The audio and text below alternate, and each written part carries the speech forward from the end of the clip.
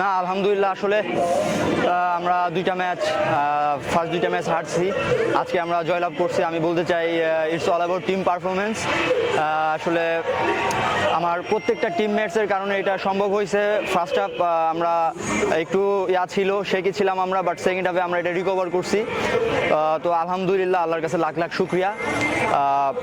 আমরা 3 পয়েন্ট পেয়েছি, এজন্য আমি আসলে আমার all the team members, coaching staff সবাইকে থ্যাঙ্ক জানাতে চাই আমার পক্ষ থেকে। আলহামদুলিল্লাহ আমি একটা স্কোর করেছি এবং আমার 3টা অ্যাসিস্ট, বাট আমি বলতে চাই all credit goes to my all the team members.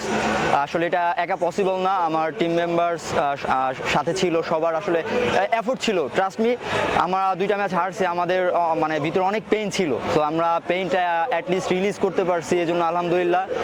আর আমি বাংলাদেশের দর্শক যারা আছেন তাদের কাছে আসলে আমি at the same time sorry বলতে চাই। ইভেন তাদের কাছে আমরা গ্রেটফুল যে আমাদের খারাপ টাইমেও আমাদের পাশে ছিলেন, যার কারণে আমরা বলতে পারি লাস্ট ম্যাচটা আমরা আপনাদেরকে উৎসর্গ করতে চাই।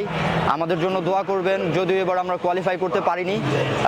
ইনশাল্লাহ আমরা চেষ্টা থাকবে লাস্ট ম্যাচের পারফরমেন্সের যে ধারা এটা অব্যাহত রাখতে এবং আগামীতে ইনশাল্লাহ কোয়ালিফাই করতে। আমাদের জন্য দোয়া রাখবেন সবাই। Thank you so much. আলহামদুলিল্লাহ, মানে বাংলাদেশের প্রথম কোনো আন্ডার-23 ম্যাচে বাংলাদেশ দল জিতলো।